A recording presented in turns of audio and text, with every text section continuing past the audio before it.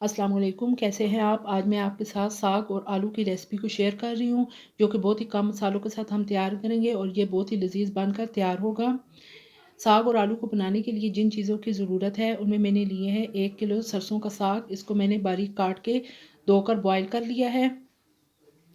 4 अदद टमाटर लिए हैं, उनको भी इस तरह से बारीक-बारीक काट लिया है। आधा किलो आलू हैं, आलूओं को मैंने धोकर काट कर इस तरह पानी में डिप कर लिया है। 1 मीडियम साइज़ का प्याज़ लिया है।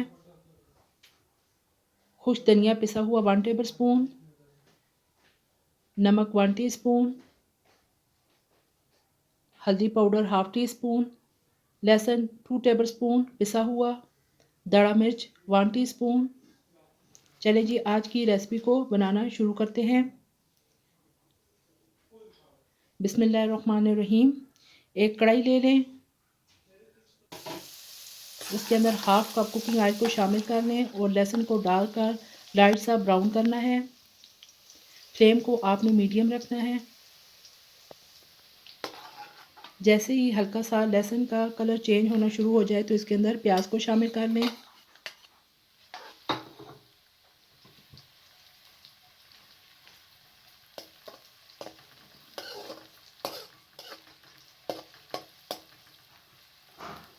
दोनों चीज़ों को ऑयल के अंदर तकरीबन 3 से 4 मिनट तक आपने भून लेना है और इतना कि इसका कलर हल्का हल्का चेंज होना शुरू हो जाए।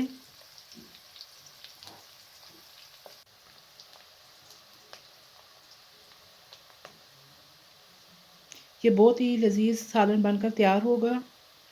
नमक और मिर्च आप अपनी मर्ज़ी के मुताबिक कम या ज़्यादा कर सकते हैं। ये देखिए जी प्याज और लहसुन दोनों का कलर लाइट सा ब्राउन होना शुरू हो गया है। अब इसके अंदर आप आलूओं को शामिल कर लें। आलू डालकर मज़ीद 3 से 4 मिनट तक आपने फ्राई कर लेना है आलूओं को भी।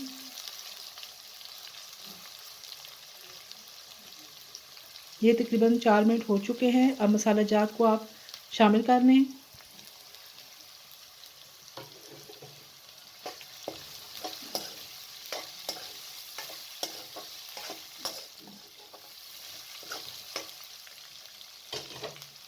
अब इसके अंदर कटे हुए टमाटर भी डाल दें। तमाम चीज़ों को अच्छे तरीके से मिक्स कर लें।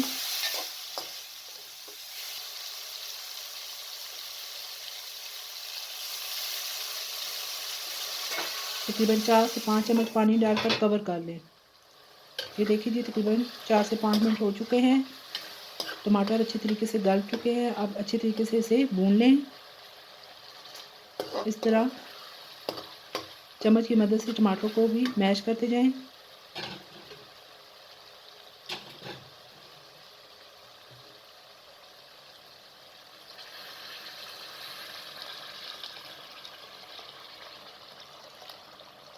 अब इसके अंदर तकरीबन 1.5 गिलास पानी का शामिल कर लें ताकि आलू अच्छे तरीके से गल जाएं और कवर कर दें। ये तकरीबन 7 से 8 मिनट हो चुके हैं। पानी खुश्क हो चुका है और आलू अच्छे तरीके से तकरीबन गल चुके हैं। ये देखिए जी आलू को चेक कर लें, आलू गल गए हैं।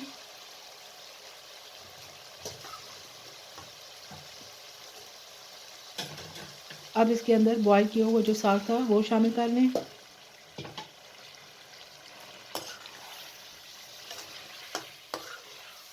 और साग डालकर अच्छे तरीके से आलू और साग को भून लें।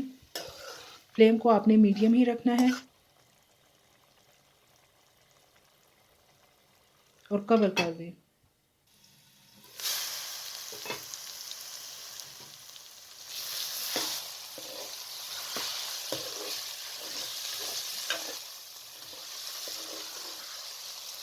ये देखिए जी अच्छे तरीके से हमारा साग और आलू का सालन रेडी हो चुका है।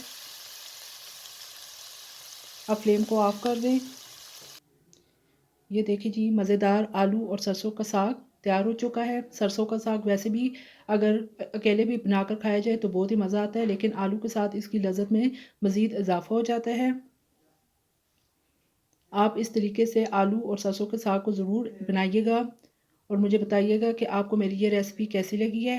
अगर आपको मेरी रेसिपी पसंद आए तो लाइक कर दीजिएगा और मेरे चैनल को सब्सक्राइब और शेयर कर दें।